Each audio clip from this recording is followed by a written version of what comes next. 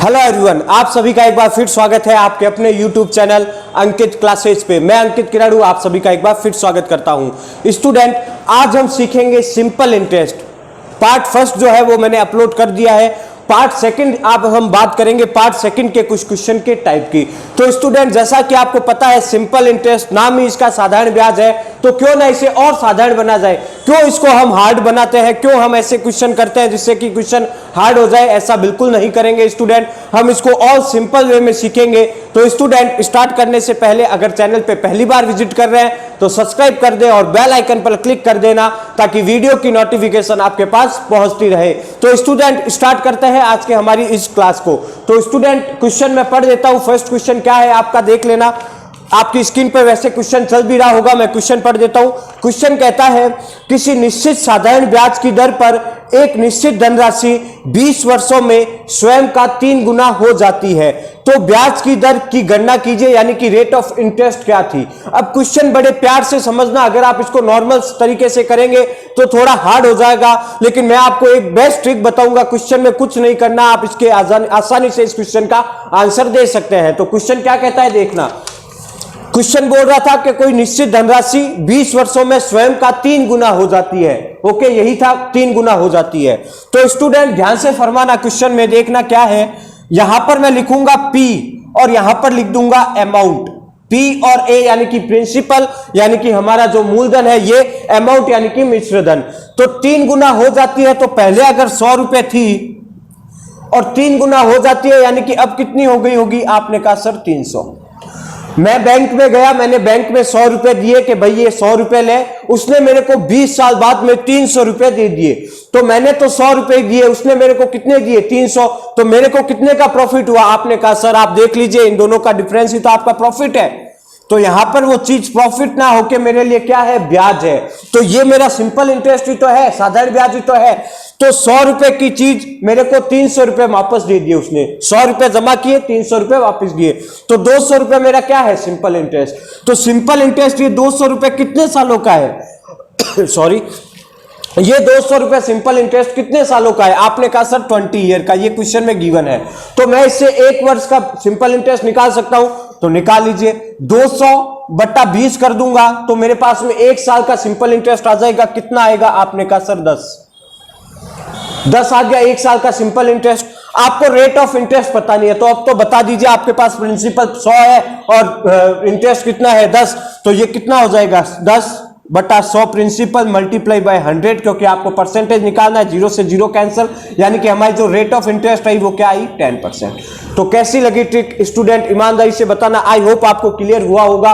कुछ नहीं करना, कोई फॉर्मूला नहीं लगाना है। आपको पता है अगर स्वयं का 3 गुना हो रहा है, इसका मतलब अगर प्रिंसिपल 100 है तो हमारा अमाउंट यानी कि मिश्र धन क्या है 300 है।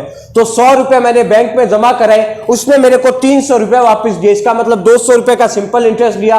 तो 200 रुपए सिंपल इंटरेस्ट कितने सालों का है 20 ईयर का, क्योंकि क्वेश्चन में गिवन है। तो अगर 200 रुपए 20 सालों का है तो 1 साल का निकाल सकता हूं। यहां से 10 रुपए आ गए।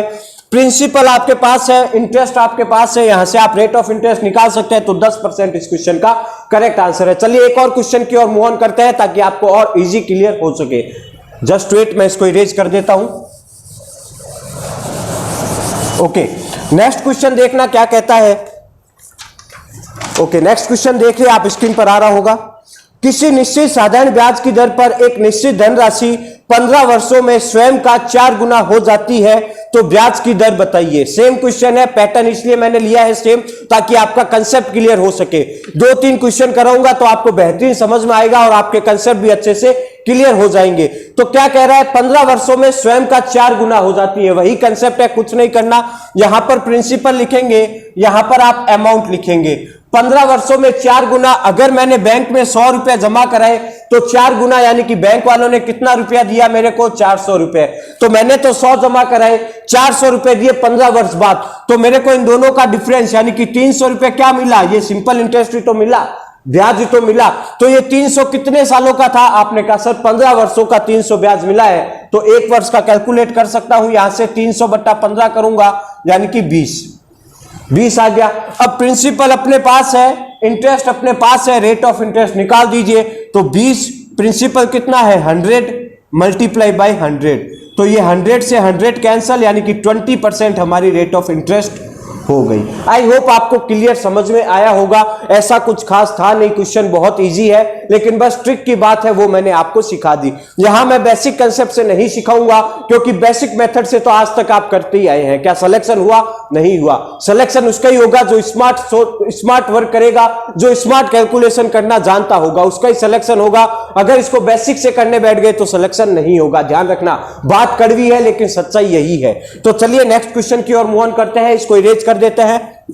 ओके, अगर लिंक को शेयर भी कर दे, फटाफट से शेयर भी करते चलिए, ताकि मैक्सिमम स्टूडेंट इस वीडियो से कुछ नया सीखे। लाइक जरूर कर देना अगर कंसेप्ट अच्छे लग रहे हैं। आगे और भी अच्छे अच्छे क्वेश्चन है, बने रहे। नेक्स्ट क्वेश्चन क्या कहता है? क्वेश्चन नंबर 3 आपकी स्क्रीन के सामने चल रहा होगा। क्या कहता है देखना।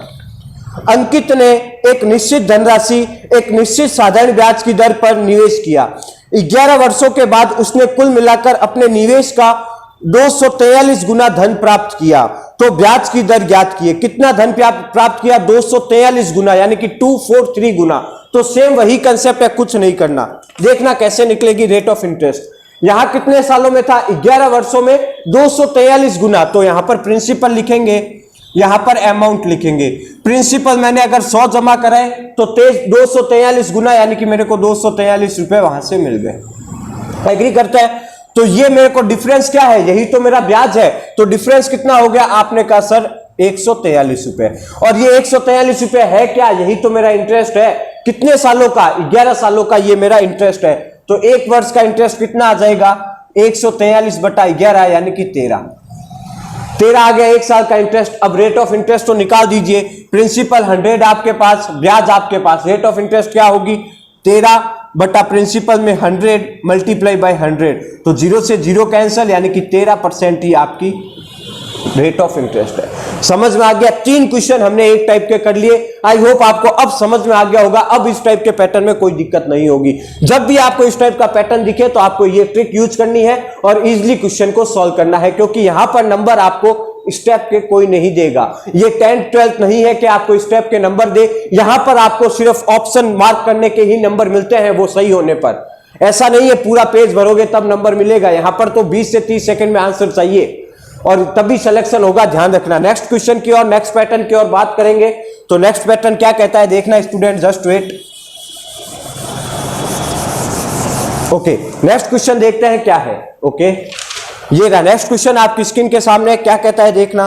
किसी निश्चित साधारण ब्याज की दर पर एक निश्चित धनराशि 15 वर्षों में स्वयं का 4 गुना हो जाती है।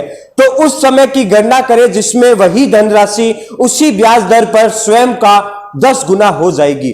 3 क्वेश्चन अलग पैटर्न पे थे, ये अलग पैटर्न पर है। क्वेश्चन क्या कहता है एक बार फिर सुन ले। ये बोल रहा है कोई धनराशि है, वो साधारण ब्याज की दर पर है, निश्चित धनराशि है, वो 15 वर्षों में स्वयं का 4 गुना हो जाती है। तो उस समय की गणना करें, यानी कि वो आपको टाइम बताना है जिसमें कि वही धनराशि उसी ब्याज की दर पर स्वयं का 10 गुना हो जाए। अब मैं आपको इसका बेसिक मेथड नहीं बताऊंगा, क्योंकि बेसिक से तो आज तक आप करते ही आए हैं। सिलेक्शन हुआ क्या?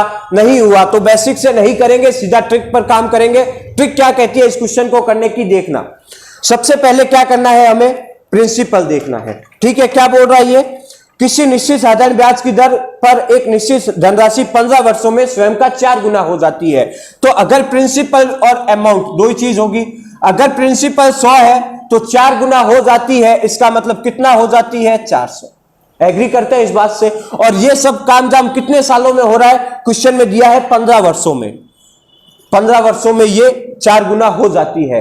अब आगे क्या बोल रहा है क्वेश्चन में? आपको वो समय ज्ञात करना है कि ये सेम धनराशि कितना गुना हो जाए, उसी ब्याज की दर पर 10 गुना हो जाए। यानी कि अब की कितना गुना हो जाएगा? 100 अगर है तो 10 गुना, यानी कि 1000 हो जाएगा। एग्री करते हैं इस बात से?